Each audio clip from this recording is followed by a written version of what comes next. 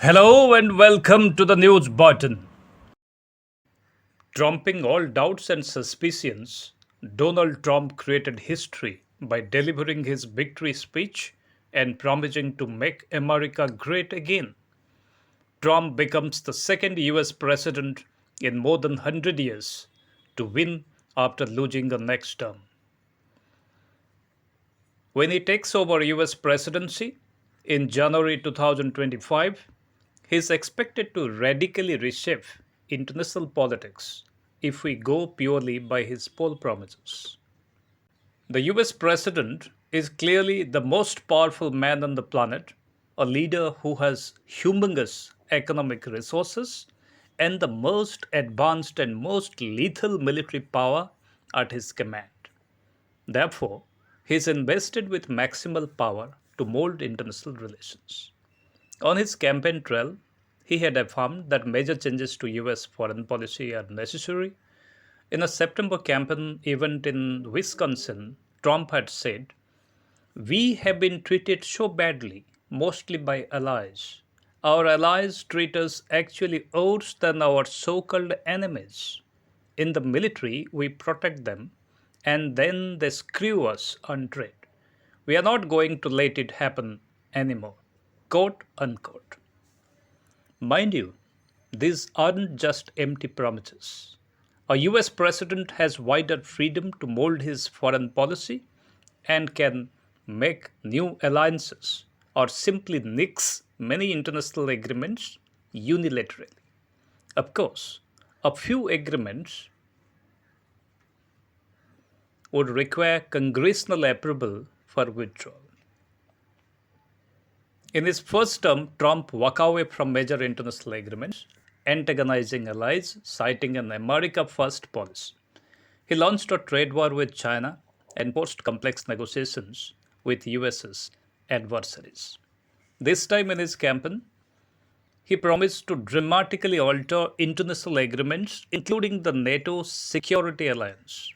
If Trump has his way, this might fundamentally weaken US's position in the global security order. When it comes to his foreign policy positions, his planned protectionist trade policy may be the most damaging to Americans in the short term. His proposed tariff increases for sure would spark a global trade war and drive up prices for American consumers. In the long term, a possible US withdrawal from the global stage and major alliances would seriously jeopardize US role in international affairs. This would erode US diplomacy and undermine institutions like NATO and the UN. All this put together will have lasting effects on geopolitics, very much like his previous term foreign policy decisions. A US retreat from global affairs is on the cards, and it will make space for other important players like China to pitch in and win new friends and allies to counter US influence in all spectrums of life, from economy and trade to military and political alliances. During his isolationist first term of 2017 to 2021, Trump withdrew the US from multiple international agreements, including the Joint Comprehensive Plan of Action or the Iran deal. That agreement, negotiated in 2015 under President Barack Obama, essentially eased US sanctions on Iran in exchange for curtailing its nuclear program and allowing greater international oversight of it. Trump had blasted the Iran deal as one of the worst and most one sided transactions that the United States ever entered into and terminated the agreement in 2018. This distanced Iran away from any engagements. Iran utilized this to build up its stockpile of enriched uranium and improve its missile supply. Now, the Iranian program is much closer to developing nuclear capabilities, although Trump administration had promised that Iran would never have them. Similarly, Trump had pulled the US out of the Paris Climate Agreement that expects all signatories to reduce and control greenhouse gas emissions. The Intermediate Range Nuclear Forces Treaty, a Cold War era pact between the US and Russia, limiting the development of short and intermediate range nuclear weapons. The Open Skies Treaty, which allows signatories to conduct military reconnaissance flyovers, and two international migration agreements had been the other major diplomatic casualties of Trump administration 1.0. Trump never had a high opinion of US association with NATO. He had openly critiqued NATO. He firmly believes that the partners in the military alliance do not spend enough on defense. He even questioned the organization's very necessity. In 2020, he ordered to withdraw almost 10,000 troops stationed in Germany. Some foreign policy pundits believe that it was a stark indicator of the limit of what Americans are willing to spend to defend foreign borders to uphold world order. In the first term was driven by isolationist puritanical American interest and one of American retreat. The second coming can't be different either. In fact, President Trump is likely to harden some of its stances. He has already signaled sealing of US borders in his victory speech yesterday. So what can Trump do in his second term? The news button does a deep dive to decode and decipher the same for you. Trump has already pledged to again withdraw from international agreements and organizations. The US had re-entered the Paris Climate Accords again under President Joe Biden. Trump would quash it. He has explicitly promised to pull the US out of the agreement. His administration was critical of UN organizations like the WHO. He is sure to limit US cooperation with the WHO. With Trump 2.0, a barrage of tariff regimes are expected. He has advised a barrage of new tariffs on trading partners. US trading partners may expect new taxes as high as 20%. In case of Mexico, US's largest trading partner for goods in 2024, it can shoot up to an unbelievable 100%. India too had been at the receiving end and had a troubled time with Trump 1.0. In 2018, the Trump administration had imposed tariffs of 10 to 25% on Indian aluminum and steel, forcing New Delhi to mirror retaliatory tariffs on 28 US products, ranging from apples to nuts to chemicals. In 2019, his administration removed India from the generalized system of preferences.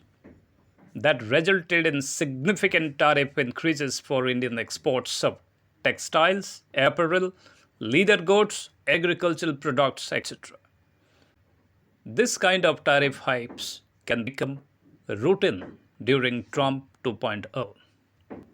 During Biden's tenure, India and the US resolved 7 outstanding trade disputes covering trade in agricultural products, solar panels, steel and aluminum, etc. Biden made it easier for Indian H-1B visa holders to renew their visas without leaving the US. And in January 2023, the US had indicated it would consider restoring GSP benefits to Indian exports, which Trump had quashed earlier. You can expect a series of withdrawals and contraction of US influence on the world stage, making way for world number 2, China, to fill in the vacuum. What would be very interesting to see is what Trump would be doing with NATO. NATO has been the cornerstone of US foreign and military policy for over 50 years now. If US rewrites the equation, it would be a radical change, an indication that Americans have certain of the Cold War baggage called NATO. All said and done, the partnership would be difficult for Trump to alter. The NATO Charter doesn't allow and doesn't contain a withdrawal mechanism. To further protect the US membership in the alliance, the US Congress recently passed a law specifically aimed at NATO. The law requires congressional approval for withdrawal from NATO. Despite this, Trump 2.0 can find ways to hollow out NATO or the military pact with South Korea and Japan that deters China and North Korea. A lot would depend upon the people whom he chooses to be the next Secretary of State, Secretary of Defense, and National Security Advisor. These dignitaries in key positions can seriously influence all kinds of foreign policy decisions, from ceasefire negotiations to weapon transfers. In the absence of robust, experienced diplomatic apparatus, Trump 2.0 may witness diplomatic gaffe and poor outcomes. In all probability, the new president may try to negotiate foreign policy largely on his own, as he had done in the past. In 2019, his negotiation with North Korean leader Kim Jong-un ended with no guarantees on the North Korean side to stop nuclear weapons development, with no fundamental change in the relationship. Likewise, the talks with the Taliban led to the withdrawal of US and NATO forces and the collapse of the civilian government in Afghanistan. Coming to the Russia-Ukraine war, Trump has made really big promises. He had betted to end the war in just 24 hours. Just 24 hours. This is incomprehensible by any measures in diplomatic circles, except, of course, by a complete stoppage of US aid and ammunition supply. Even then, the Europeans may keep the war going on their end with active help for some time. So this is likely to be much harder and messier for Trump than he has claimed. On the Israel-Hamas-Iran war, the fact that Trump would be harsher on Iran is a clearer policy stance expected in many circles. Let's wait and watch what and how the US would be under Trump 2.0. Do let us know whether Trump is good for the US or he is spelling the doom for US influence in the 21st century. Before leaving, do not forget to like and subscribe to our channel. Thank you. Thanks for watching.